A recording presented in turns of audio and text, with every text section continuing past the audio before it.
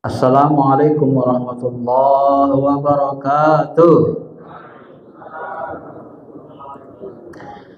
Alhamdulillahilladzi an'amana binikmatil iman wal islam wal ihsan wal ma'rifah wal afiyah.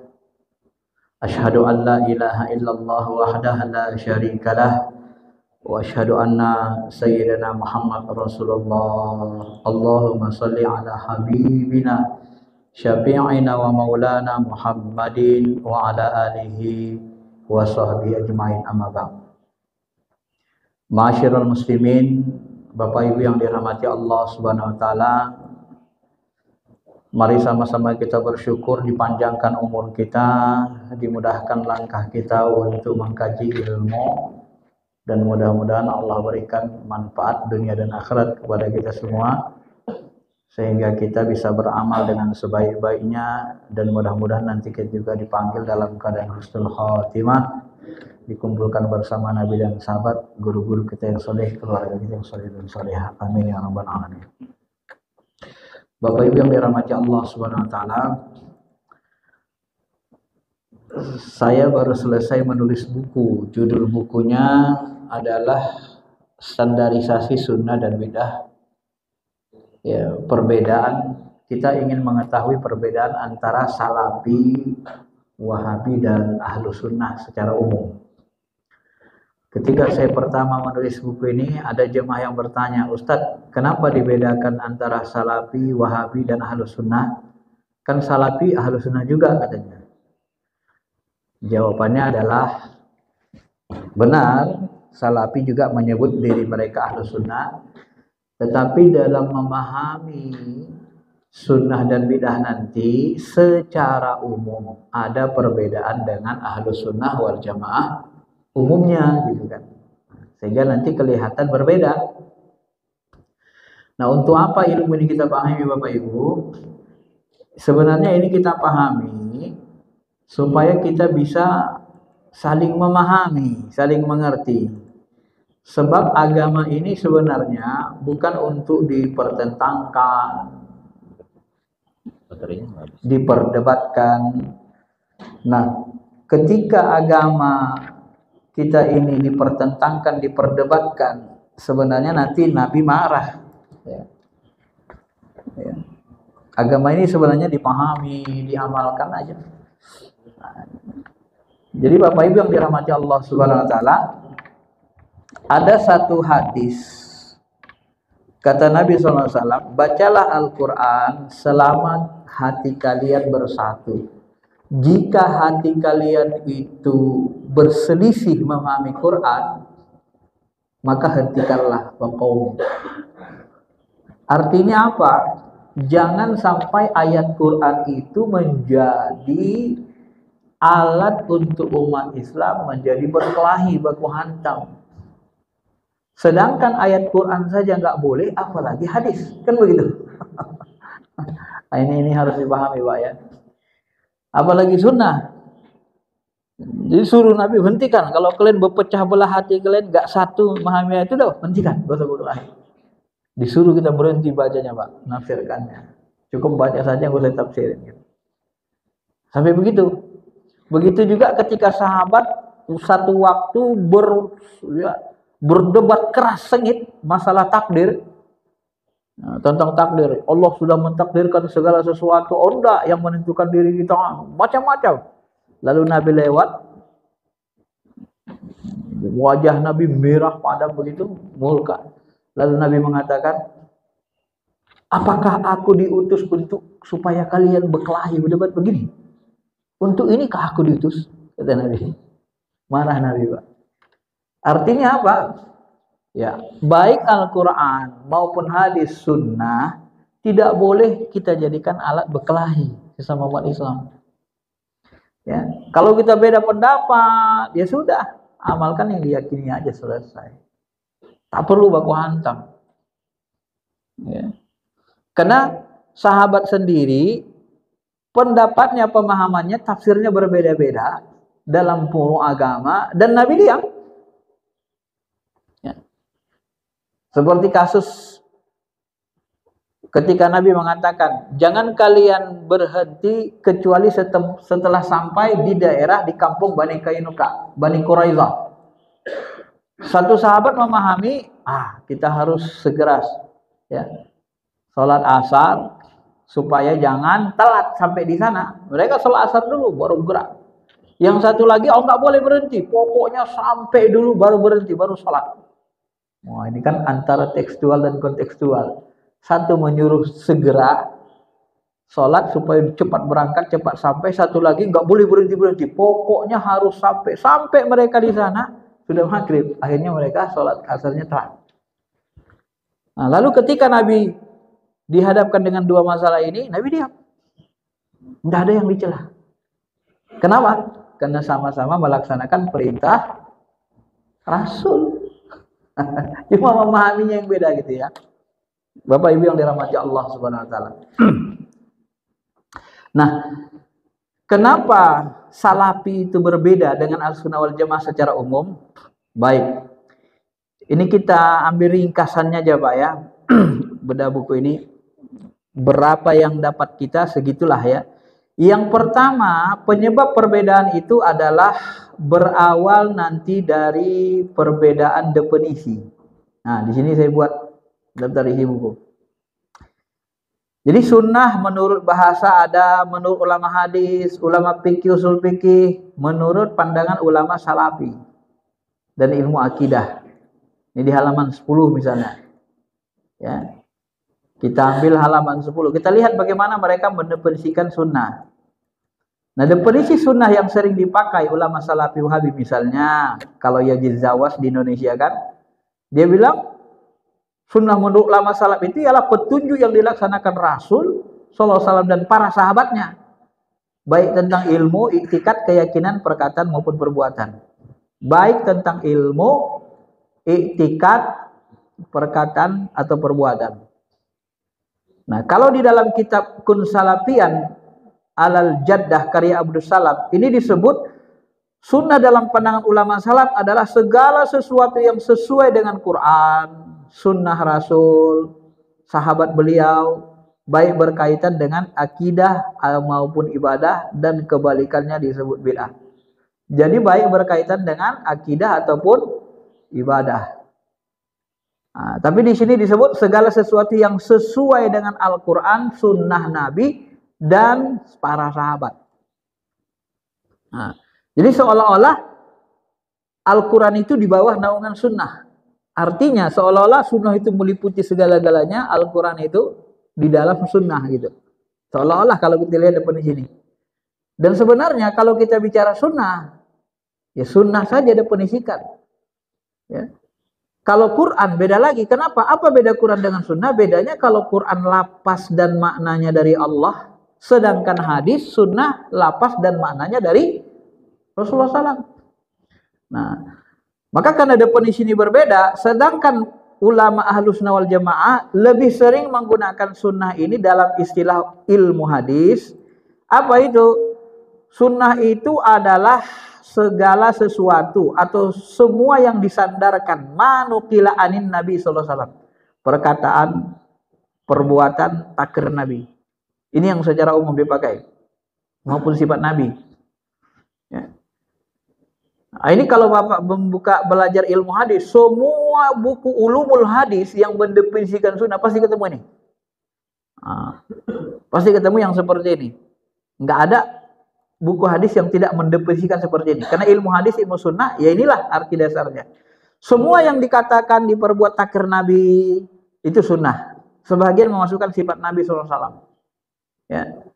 Nah, oleh karena perkataan perbuatan takrir Nabi ini, takrir Nabi SAW ini belum ada hukumnya, maka nanti ulama usul fikih dan fikih menghukumi perbuatan perkataan takrir Nabi ini hukumnya ada 5. Sunnah itu ada 5 hukumnya. Nah, kita lompat, kita ambil intisarinya. Nah nih, perkataan perbuatan takrir Nabi ini hukumnya ada 5. Inilah yang kita amalkan. Ulama Syafi'iyah. Ada perbuatan Nabi itu sunnah Nabi wajib, contohnya sholat wajib, puasa wajib Ramadan, haji, ya, zakat, Ini wajib. Wajib itu apa? Perintahnya keras. Nah, di buku ini saya uraikan nanti ciri-ciri wajib. Karena kadang-kadang salafi mereka kurang memperhatikan hukum yang 5 ini, Pak. Ya. Kadang-kadang kurang diperhatikan sehingga itu tadi. Ini hukum melaksanakan sunnah Nabi. Ada yang wajib. Wajib itu apa? Wajib itu perintahnya keras, hatman, tegas. Kalau ditinggalkan berdosa, ada hukumannya. Sholat, ditinggalkan ada hukuman dunia. Umur 10 tahun pukul. Umur 40 tahun dah balik, boleh diusir dari rumah. Ya. Kalau di akhirat hukumannya neraka. Masalah kakum bisakor. Ini wajib. Tapi kalau sholat tahajud itu dianggap sunnah. Sunnah itu apa? Sunnah itu maknanya nadab, anjuran, mandub atau mustahab disukai, fadilah keutamaan, adab, ihsan dan seterusnya. Atau macam-macam menyebut ulama. Jadi sunnah itu kalau dikerjakan berpahala, ditinggalkan tidak dosa. Contohnya puasa Senin Kemis atau sholat sunnah sebelum subuh, maka disebutlah sunnah. Ya. Atau sholat rawatib. Maka nanti dibagi, ada yang sunnah muakkad yang kuat ditekankan mazhab Syafi'i, ada yang ghairu muakkad tidak ditekankan. Ada sunnah abad, sunnah ayat. Imam Hanafi membagi lagi, ada sunnah, ada nadab, ya. Nadab itu dibedakan sama sunnah, ada nadab. Ada lagi adab, ihsan. Nah, itu dibedakan beliau gitu. Melihat tingkat kekuatan untuk mengamalkannya gitu ya. Masyarul muslimin, Bapak Ibu yang dirahmati Allah Subhanahu wa taala. Nah, jadi perbedaan yang pertama itu terletak dalam definisi.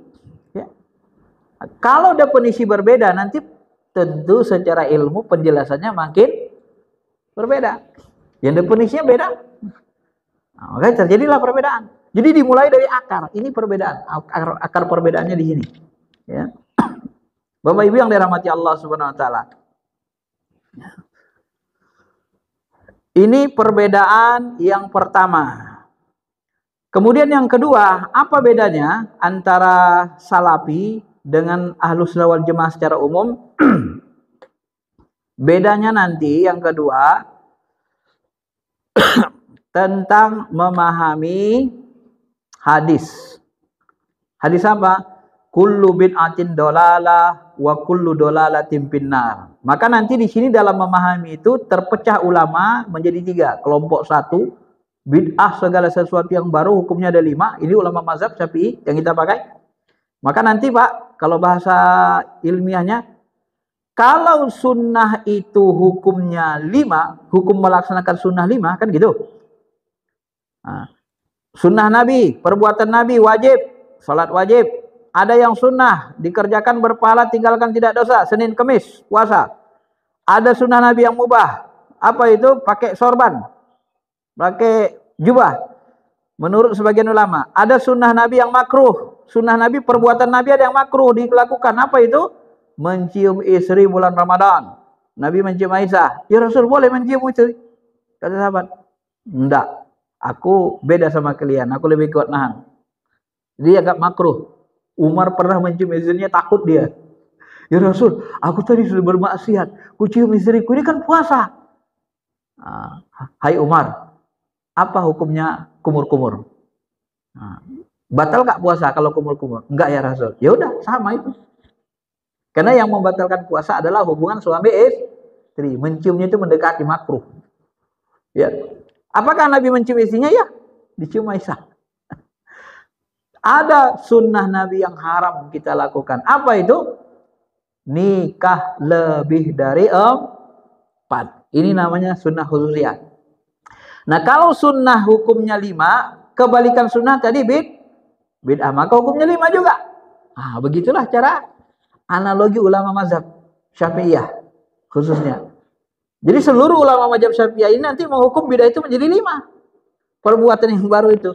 Inilah kelompok pertama. Ya, hukumnya ada 5. Kelompok kedua nanti bid'ah hanya khusus pada amalan yang bertentangan dengan syariat. Kalau bertentangan dengan syariat sesat. Kalau nggak bertentangan nggak sesat. Nah, kalau salafi nanti dia lebih cenderung menjadi kelompok yang ketiga ini.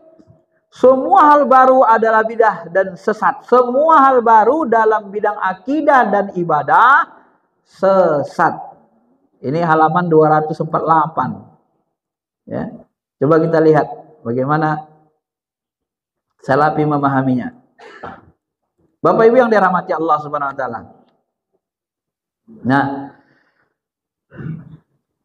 salah satu hadis yang sering mereka pegang adalah hadis Al-Irbad bin Sariyah. Coba kita perhatikan hadis ini. Rasulullah SAW berkhutbah, kedua matanya merah, suaranya tinggi, marahnya memuncak, seolah-olah beliau sedang memberikan peringatan kepada pasukan perang. Beliau berkata, siap siagalah kalian setiap saat. Setelah itu beliau bersabda, antara aku diutus dan terjadi kiamat seperti dua tangan ini. Seraya beri isyarat dua jarinya, telunjuk dan tengah. Beliau meneruskan, amma ba'du. Ya. Ketahuilah khairul hadis kitabullah. Sebaik-baik hadis adalah kitab Allah, Al-Quran. Sebaik-baik petunjuk-petunjuk Muhammad. Dan seburuk-buruk urusan adalah muhdas, yang dibuat-buat, dan seluruh bid'ah sesat. Nah, di dalam hadis Irbad bin Sariyah ditegaskan lagi, usikum bitaqwallah wasama wa ta'at wa in kana abadun habasyian, ya. Aku berwasiat kepada kalian agar senantiasa bertakwa kepada Allah, patuh dan taat, meskipun nanti yang memimpin kalian adalah budak Habasyah, budak yang hitam. Sebab, kata beliau, siapapun yang kalian masih hidup panjang umurnya setelah aku meninggal, pasti akan melihat perselisihan yang begitu banyak di antara umat Islam. Maka dari itu berpegang teguhlah kalian kepada sunnahku dan sunnah khulafaur rasyidin. Nah ini yang mendapat petunjuk. Gigitlah sunnah tersebut dengan gigi geraham. Pegang sunnah itu erat-erat. Hati-hatilah kalian terhadap perkara yang diadakan, karena setiap perkara yang diadakan bid'ah dan setiap bid'ah sesat. Ini pegangan mereka. Bapak Ibu, kalau kita perhatikan konteks pembicaraan hadis ini, coba perhatikan ini, hadis ini. Ketika Nabi SAW salat mengimami kami, setelah selesai beliau menghadap ke arah kami dan menasihati kami dengan nasihat yang mendalam hingga membuat mata kami menangis, meneteskan air mata. Hati kami bergetar, kata sahabat. Sehingga hadirin berkata, ya Rasulullah, kayaknya nasihat ini adalah nasihat muwadda, nasihat yang terakhir. Nah, apa yang mau kau kasihkan kepada kami ya Rasul? Inilah jawab beliau. Kalau kita lihat konteks hadis ini Bapak Ibu, nah ini akarnya juga ya, akar masalah. Hadis ini kalau kita lihat, aku berwasiat kepada kalian untuk mendengar dan taat. Artinya apa? Wa in ta'ammaru alaikum. Nah, gitu kan. Dengar dan taat walaupun yang memimpin kalian nanti seorang budak. Artinya taat kepada pemimpin. Benar? Ya. Kenapa harus taat pada pemimpin? Nanti akan terjadi perselisihan, terjadi duel kepemimpinan antara Imam Ali dan Muawiyah. Kan begitu kan? Itu yang awalnya terjadi perpecahan. Jadi kalau kita pahami konteks hadis bidah ini sebenarnya berawal dari konteks kepemimpinan. Maka nanti kalau kita kaji lagi lebih mendalam, sebenarnya yang membuat bid'ah di awal-awal pertama kali kata Nabi adalah siapa? Yang pertama kali buat bid'ah itu adalah Muawiyah min Bani Umayyah. Di sini disebutkan misalnya awwalama yughayyir sunnati rajulun min Bani Umayyah. Nah, nanti ada dalam hadis itu kan disebutkan orang yang pertama kali merubah-rubah sunnahku adalah laki-laki dari Bani Umayyah, gitu ya. Laki-laki dari Bani Umayyah. Nah, maka dari sini nanti kita bisa melihat Bapak Ibu yang dirahmati Allah, bahwa sebenarnya konteks hadis bidah ini kaitannya dengan apa? Kaitannya dengan kepemimpinan. Hendaklah kalian mendengar taat. Nah, kenapa? Karena sesudah aku banyak perselisihan nanti. Banyak perselisihan. Maka Imam Ali berselisih dengan Muawiyah. Gara-gara apa? Ali dituduh terlibat membunuh Utsman. Karena anak angkatnya ikut membunuh Utsman. Lalu Muawiyah minta diselesaikan di kisos. Ali melihat yang terlibat itu banyak. Karena yang membunuh Utsman itu mendemo massal. Tunggu reda dulu Madinah. Kita cari dulu bayang keroknya, nggak bisa segera. Muawiyah tidak sabar, dia datang, ya, dia tuntut datang ke Madinah, menuntut segera darah Utsman diselesaikan. Karena dia datang bawa pasukan, dianggap mau perang, datang orang munafik, dianggaplah dilaporkan laporan palsu, Muawiyah mau menyerang Madinah. Maka Ali siap-siap, akhirnya menang, terjadi perang. Inilah disebut dengan perang Siffin, ya. Maka disitulah mulai terjadi duel kepemimpinan. Akhirnya Muawiyah menang dengan siasat Amr bin As. Ali diwakili Abu Musa al-Asy'ari, ya. Muawiyah diwakili Amr bin As ketika terjadi tahkim. Ketika Muawiyah mau kalah, lalu Amr bin As mengangkat senjatanya dengan Quran, di ujungnya diletakkan Quran, minta damai. Nah, ketika damai tahkim, dibawalah utusan ini. Ada kesepakatan, turunkan Ali dari khalifah, turunkan Muawiyah dari gubernur. Setelah itu kita angkat pemimpin yang baru, musyawarah. Oke. Begitu Abu Musa al-Asy'ari menurunkan Ali, wahai kaum muslimin, hari ini Ali kita turunkan dari jabatan khalifah. Depan orang ramai. Masuk giliran Amr bin As. Wahai kaum muslimin, hari ini kita angkat Muawiyah bin Abi Sufyan menjadi khalifah. Coba bersiasat Amr bin As. Janjinya tadi dua-duanya diturunkan dulu, kan begitu. Ternyata yang satu berkhianat. Nah, berkhianat ini dipahami oleh sebagian ulama namanya perang al-harbu khid'ah. Perang itu tipu daya. Oh, sebagian boleh kan tipu daya. Tapi kan masalahnya ini kan perang saudara, bukan melawan orang kafir kan? Ini masalah ini. Ini awal perpecahan. Jadi kalau kita pahami Bapak Ibu, yang pertama kali terjadi adalah bid'ah kepemimpinan. Apa itu? Ini kata Nabi hadis sahih. Albani mensahihkannya. Awwalu may yughayyiru sunnati rajulun min Bani Umayyah. Orang yang pertama merubah sunnahku laki-laki dari Bani Umayyah. Apa yang dirubahnya? Muawiyah. Yang dirubahnya sistem kepemerintahan. Awalnya sistem khilafah. Setelah Muawiyah berkuasa, sistemnya seperti kerajaan turun temurun. Kalau kita lihat konteks hadis tadi, benar? Bisa dipahami? Ya kan, kalau kita lihat konteks bidah ini kan. Nah, maka bidah yang pertama terjadi bidah kepemimpinan, bidah politik. Cuma nanti Asy-Syatibi membawa bid'ah itu hanya ada dalam ibadah madoh, dalam iktisamnya. Datang Ibnu Taimiyah, diluaskannya sedikit. Bidah itu ada dalam akidah dan ibadah madoh. Nah, inilah yang diikuti Salafi ini. Syatibi dan Ibnu Taimiyah ini diikuti Salafi, lalu nanti dipersempit lagi oleh mereka. Padahal awalnya berkaitan dengan kepemimpinan. Kalau kita lihat konteks hadis. Ini jarang-jarang ada ustadz yang meneliti begitu ya. Bapak Ibu yang dirahmati Allah Subhanahu wa taala. Nah, maka nanti perbedaan itu berawal juga, perbedaan yang mencolok itu tentang memahami kullu bidatin dolalah. Wa kullu dolalatin finnar, ini ya, ada tadi ya, hadis tadi. Man ahdasa fi amrina hadza ma laysa minhu fawarad. Barang siapa membuat perkara baru dalam urusan kami, maka dia tertolak. Bapak Ibu yang dirahmati Allah Subhanahu wa taala, kelompok Salafi, saudara-saudara kita di Salafi Wahabi, mereka mengatakan seluruh bid'ah itu sesat. Tidak ada bid'ah yang hasanah. Kenapa? Berdasarkan perkataan Nabi. Tetapi kalau nanti kita lihat, ya, misalnya ini, Bin Bas sama dengan Syatibi. Bid'ah itu hanya ada dalam ibadah mahdoh, dalam ibadah. Utsaimin, bid'ah sesuatu yang baru dalam agama, bertentangan dengan Nabi dan sahabatnya, dalam akidah atau amal.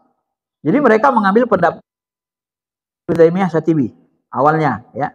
Utsaimin juga sama, mirip, ya. Alat ukur sesat tidaknya bidah itu menjadi bidah perbuatan adalah amaliyah dilakukan umat Islam hari ini adalah perbuatan Nabi, Khulafaur Rasyidin dan sahabat. Jadi alat ukurnya. Nah, padahal sahabat tadi sudah perang kan. Nah, tapi itu tidak sesuai dengan Quran dan Sunnah. Bapak Ibu yang dirahmati Allah Subhanahu wa taala. Nah, menurut ulama-ulama besar Salafi ini bahwa tidak ada bidah sana gitu, tidak ada yang baik. Tapi dalam prakteknya nanti kita perhatikan secara baik, ternyata apa? Kata Sholih Fauzan, ada bid'ah dalam hal ada, seperti membuat berita surat kabar, hal ini hukumnya mubah. Loh, tadi katanya seluruh bid'ah sesat. Tapi dibagi lagi ada bid'ah dalam hal adat. Kan hal ini tidak sesat. Lalu sebagian lagi mengatakan yang sesat itu bid'ah dalam agama, itu hukumnya haram, tauqifi. Tapi kalau bid'ah dalam dunia, itu tidak sesat gitu. Ya.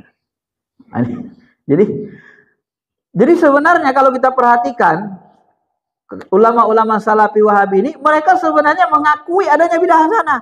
Cuma namanya penyebutannya beda. Kalau bid'ah dalam adat itu mubah, nggak sesat. Kalau bid'ah dalam hal dunia, itu boleh. Bid'ah agama nggak boleh, sesat. Nanti dibedakan lagi. Bid'ah dalam hal apa? Bid'ah agama, bid'ah dunia, bid'ah adat. Dan uniknya lagi nanti satu lagi, ketika Ibnu Taimiyah dan hampir seluruh ulama besar Salafi Wahabi mengakui adanya bid'ah makruh. Bid'ah makruh itu apa? Makruh itu dikerjakan tidak berdosa, ditinggalkan berpahala. Nah, kalau ada bid'ah makruh, berarti ada bid'ah yang tidak sesat. Paham Pak? Paham ini? Tadi kan kita sebut hukum fikih itu ada 5 hukum fikih. Nah, hukum melaksanakan sunnah kan tadi ada 5. Ini makanya kita harus menguasai banyak ilmu nih Pak. Ya, sunnah makruh. Makruh ini apa? Dikerjakan tidak dosa, ditinggalkan berpahala. Nah, nanti hampir seluruh mereka mengatakan bid'ah itu ada yang makruh hukumnya. Makruh itu apa? Dikerjakan tak berpahala, ditinggalkan nggak dosa.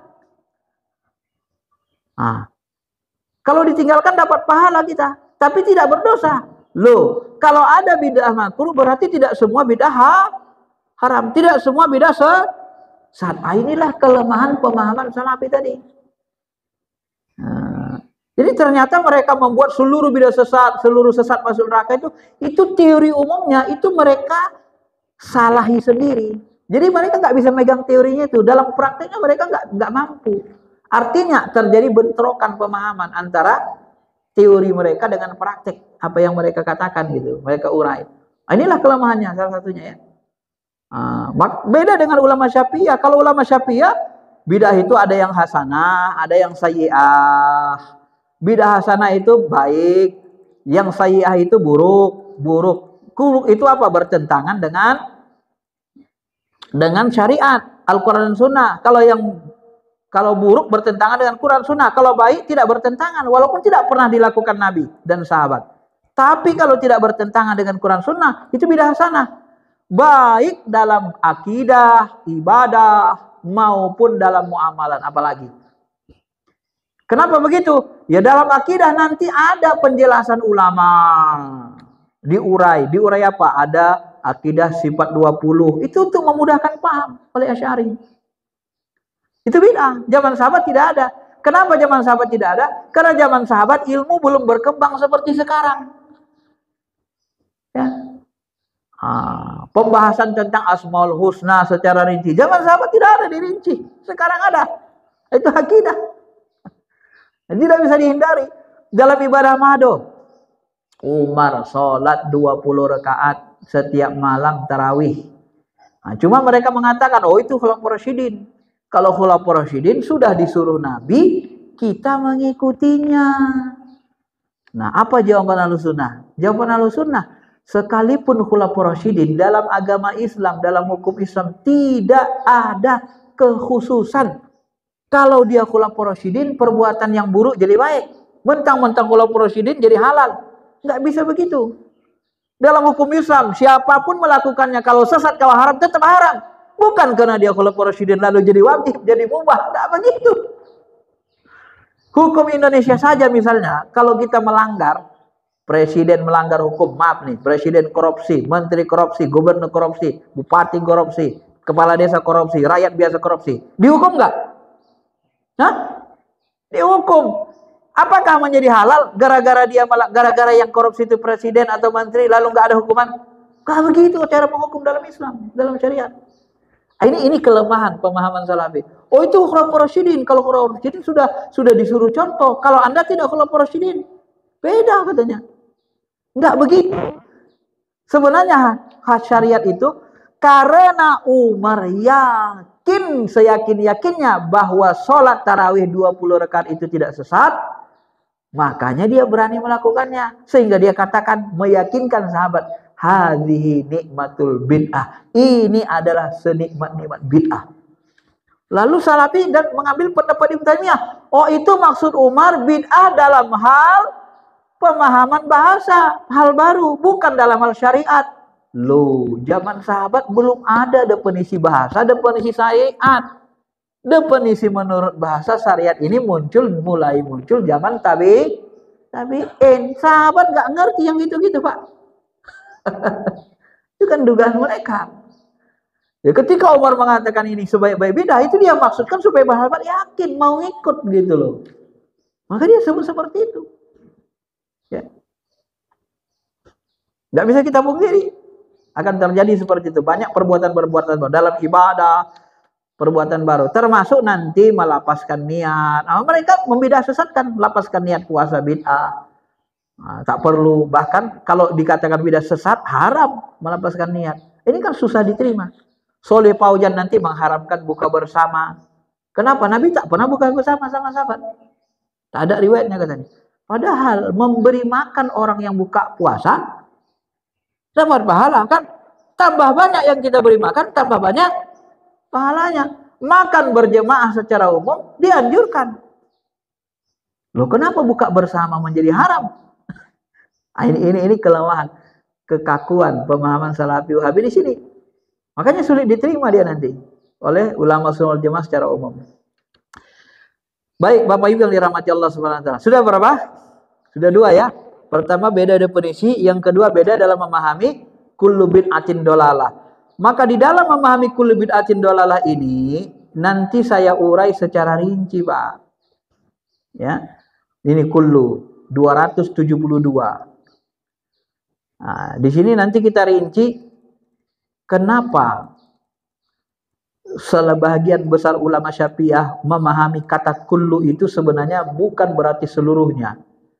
Ya. Kullu bid'atin dolalah wa kullu dolalatin binnar. Nah, inilah pangkal perbedaan yang kedua kan. Nah, ulama Syafi'iyah mengatakan, contohnya dalam Al-Quran ya, ini kita ambil inti-intinya saja. Misalnya gini, waja'alna minal ma'i kulla syai'in hayyin afala yu'minun.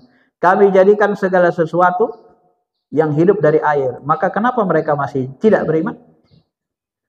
Di dalam usul fikih Bapak Ibu, kata kullu itu diteliti. Kullu itu ada yang artinya jami' afradi, meliputi seluruh afrod-afrodnya. Ada kullu yang bermakna sebahagian atau sebagian besar. Maka ulama Syafi'iyah mengatakan kullu di situ seperti Imam Nawawi juga. Kullu di situ adalah sebahagian. Bid'ah itu sesat, bukan seluruhnya. Kenapa? Karena kata kullu itu tidak selamanya diartikan seluruhnya tanpa terkecuali, meliputi seluruh afrodnya. Contohnya ayat ini, kami jadikan seluruh yang hidup kullu syai'in hayyin, ya, kullu syai'in hayyin dari apa? Minal ma', dari air. Pertanyaan kita, benar nggak seluruh makhluk hidup diciptakan Allah dari air? Benar? Apa salah? Ternyata tidak benar. Nah, Allah sendiri mengatakan ya dalam Al-Qur'an, setan itu khalaqtani min nar wa la khalaqtahu min tin. Aku lebih baik dari Adam ya Allah, engkau menciptakan aku dari api. Dan Adam engkau ciptakan dari tanah. Loh, katanya tadi kan seluruh yang hidup diciptakan Allah dari air. Apakah salah firman Allah ini?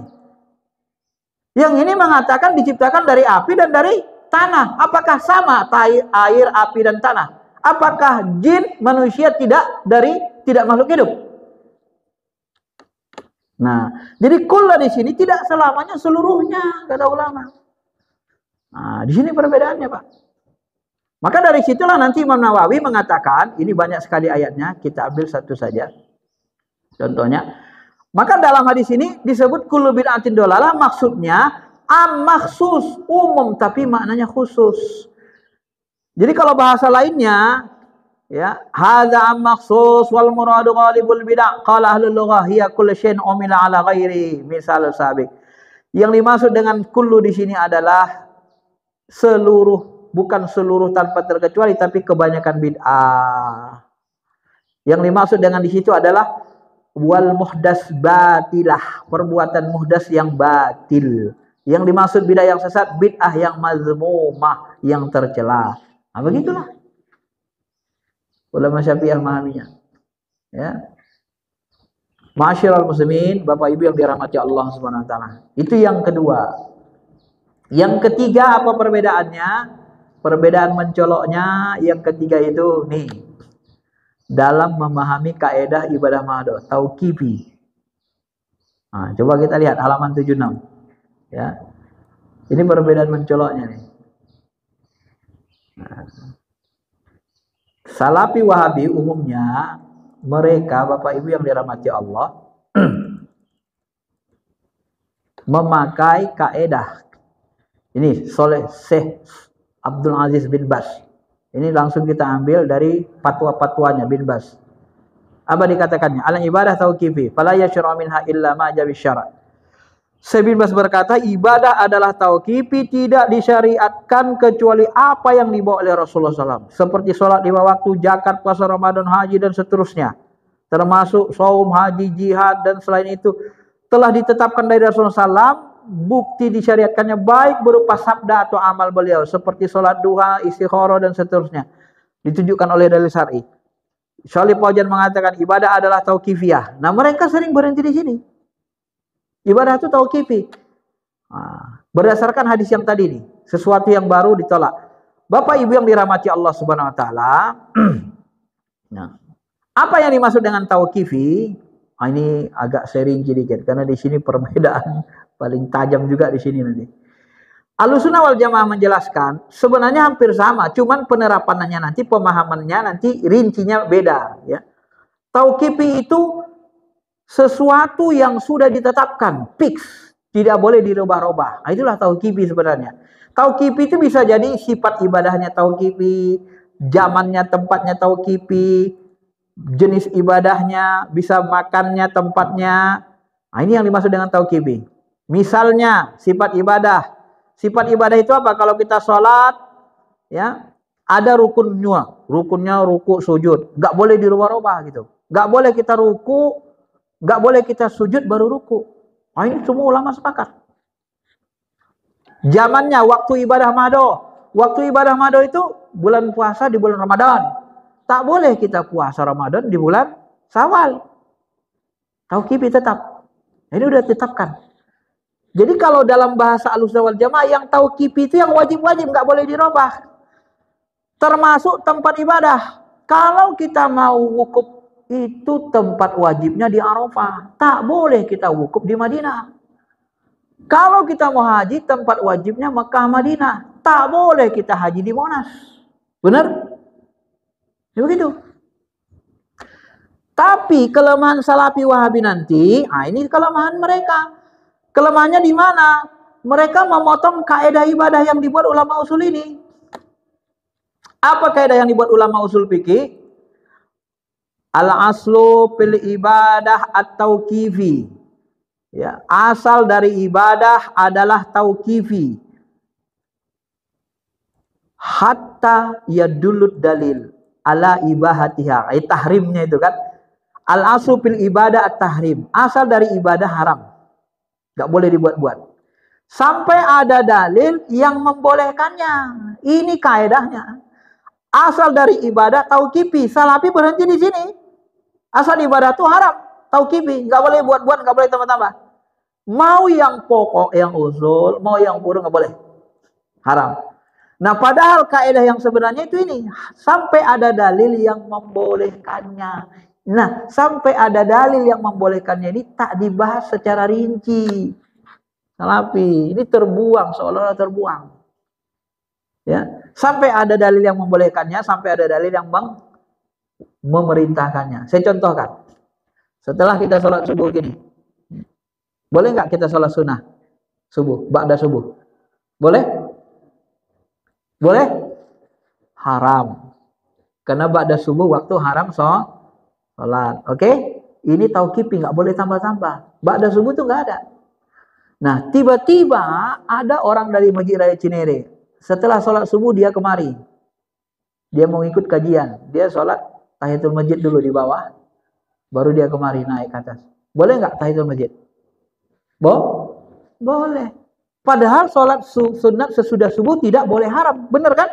Tapi karena ada perintah yang mengiringnya sesudahnya yang lain, menjadi boleh gitu Pak. Nah, ini harus dibahas ini secara rinci. Maka tauqifi itu, tempat ibadah itu ada tempat wajib, ada tempat yang tak wajib, tempat sunnah. Di sini saya urai Pak. Di buku ini saya urai nanti lebih rinci.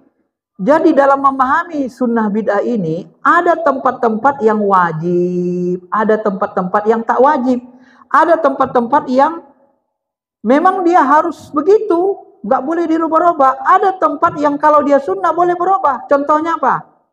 Contohnya Nabi kalau sholat di mana? Nah, ini saya buat. Nabi kalau sholat di mana? Di Masjid Nabawi. Boleh nggak kita sholat di Masjid Husnul Khotimah? Hah?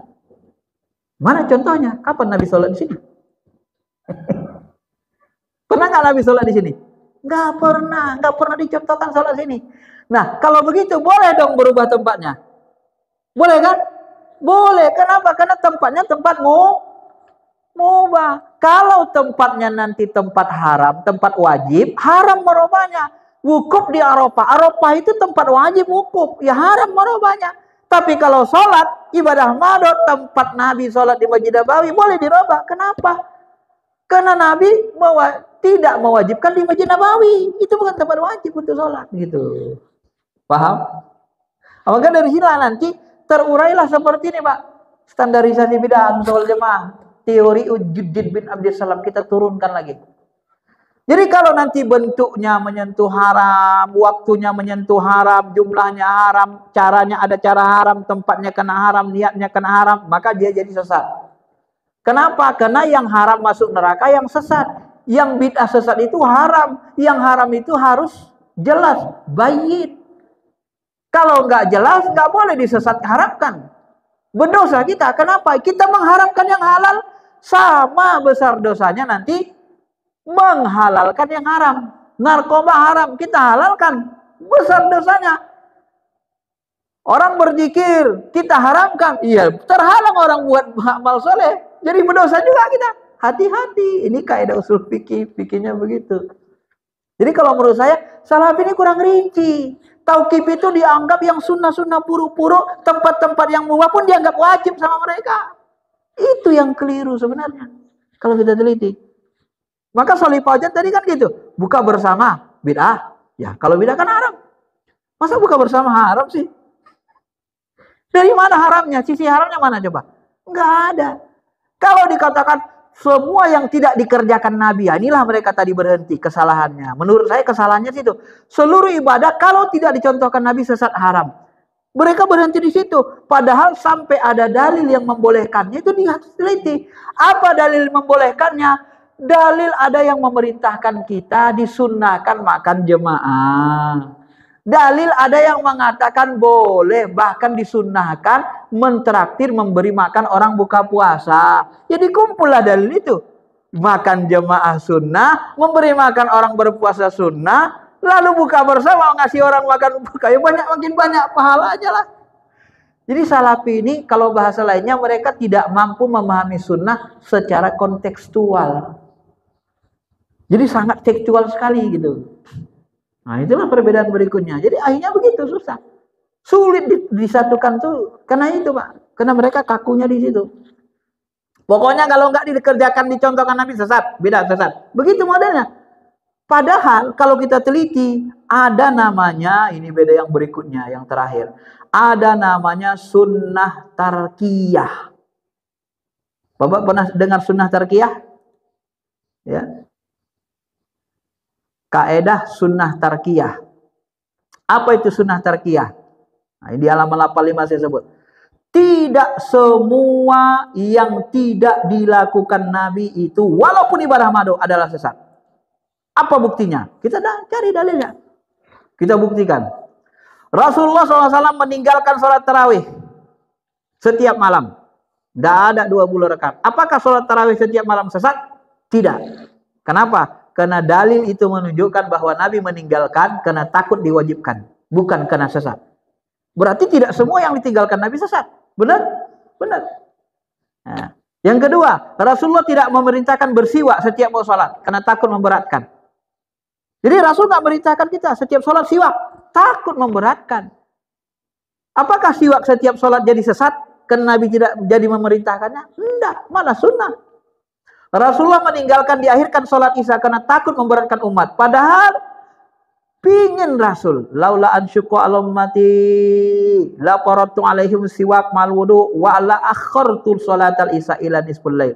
Nabi sebenarnya pingin sholat isya jamaah itu separuh malam terakhir, setengah malam terakhir, supaya digabung dengan sholat tahajud. Nah, apakah kita kalau membiasakan sholat isya berjamaah sepertiga malam lalu langsung tahajud menjadi sesat? Enggak, malah sunnah. Tapi ditinggalkan Nabi. Kenapa? Maka dilihat korinahnya, tunjukannya. Nabi meninggalkannya karena takut memberatkan. Nah, berarti sunnah, bukan haram. Maka tidak semua yang ditinggalkan Nabi itu haram. Tidak begitu kaidah usul fikihnya. Rasulullah SAW meninggalkan mendoakan agar umat mendengar siksa kubur. Khawatir mereka tidak menguburkan mayat. Nah, ini ditinggalkan Rasul. Rasulullah SAW tidak bertahallul dari hajinya karena beliau membawa al-hadiyu binatang sembelihan. Beliau belum tahallul. Bukan berarti sesat, haram. Tidak. Karena ada alasan syar'i. Maka nanti ini banyak, Pak. Maka banyak amalan-amalan yang ditinggalkan Nabi yang tidak sesat. Yang tidak dilakukan Nabi tidak sesat. Itu dikaji secara rinci ulama Ahlussunnah wal Jamaah. Gitu ya. Nah, maka dari itulah nanti baca Yasin malam Jumat. Wirid Yasin malam Jumat. Bagi Salafi sesat. Kenapa sesat? Tidak dicontohkan Nabi. Pokoknya hasil ibadah maru tak dicontohkan. Berhenti mereka di tauqifinya. Padahal kalau kita ambil hatta ya dulu dalil ala ibahatiyah, sampai ada dalil yang membolehkannya. Boleh nggak baca Yasin malam Jumat? Boleh nggak? Hah? Boleh. Kan ada dalil membolehkannya. Dalil apa? Bacalah Quran. Dalil Quran ada. Baca kamu Quran. Nah, ketika Allah memerintahkan kita baca Quran, lail siang malam, ana al-laili wa ana an-nahar, itu kan perintah umum yang membolehkan kita baca Quran kapan saja. Lalu ketika orang memilih malam Jumat itu malam wajib atau malam sunnah atau malam mubah baca Quran? Malam mubah. Nah, ini mereka nggak membedakan mana malam mubah, mana malam wajib. Karena mereka tidak setuju dengan hukum yang 5 atau tidak menguasai kaedahnya atau kurang menguasai secara rinci kaedahnya. Membaca Quran malam Senin boleh, Selasa boleh, malam Jumat malam mubah baca Quran, termasuk baca Yasin.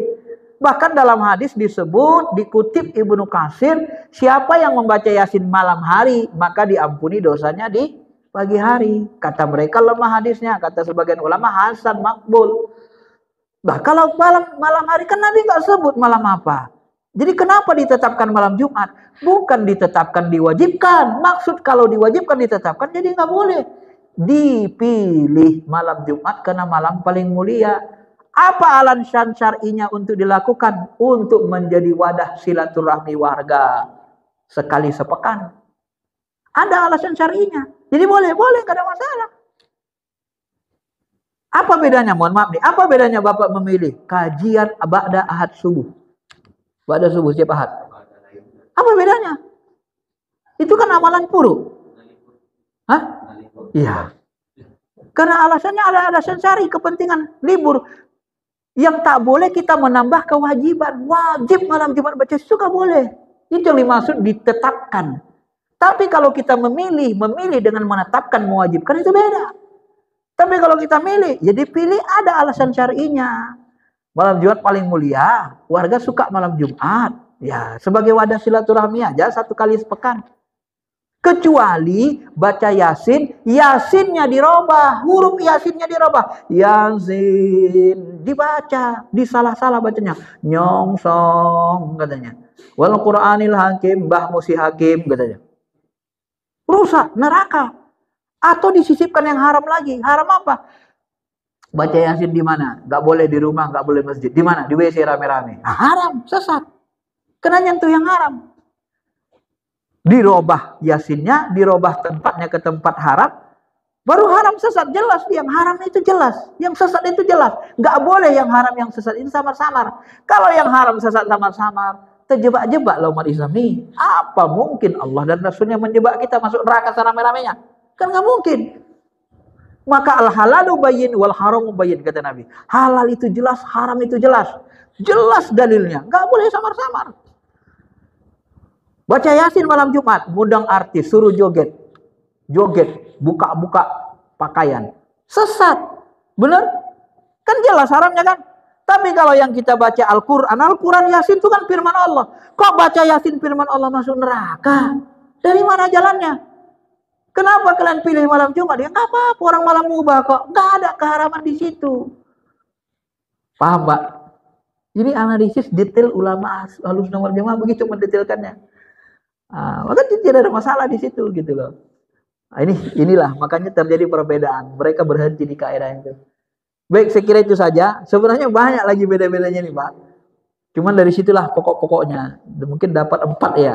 Nah, inilah kenapa berbeda antara aswaja Ahlussunnah wal Jamaah, pengikut ulama mazhab Syafi'iyah khususnya, dengan Salafi pada umumnya. Inilah penyebab perbedaan itu.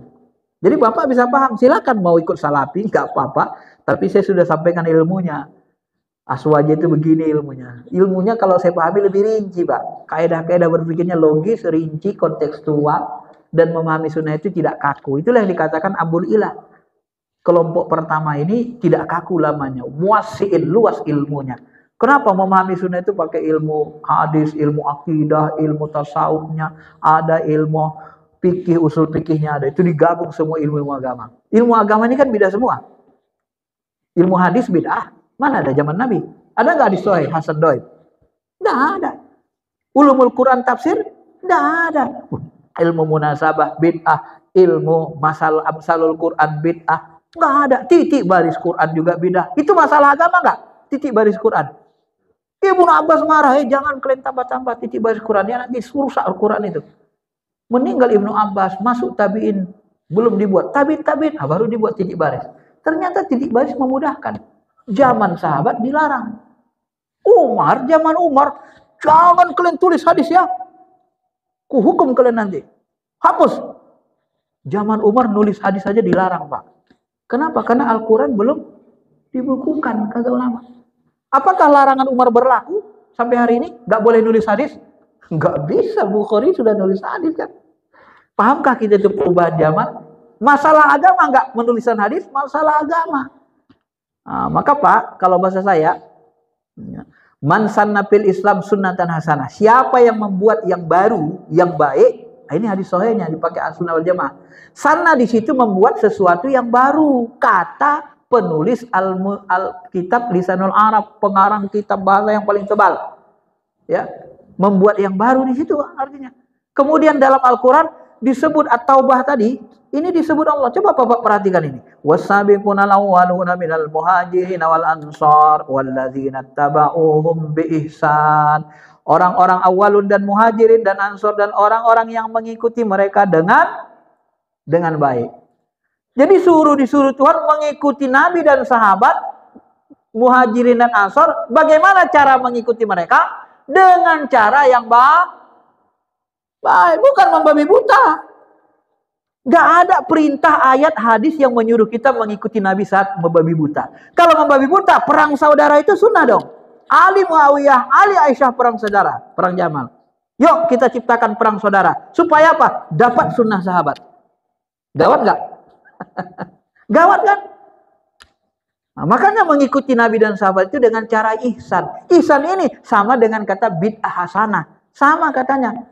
Man sanna fil Islam sunnatan hasanah. Yang terakhir, di dalam sunnah yang disuruh Nabi apa coba?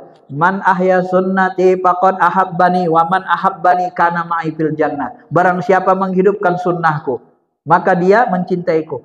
Apa maksud arti menghidupkan sunnah? Yang disuruh Nabi kita menghidupkan sunnah. Nah, bukan mengamalkan sunnah secara tekstual rinci. Ya, nggak mesti. Yang dimaksud apa menghidupkan sunnah? Apa maksud menghidupkan?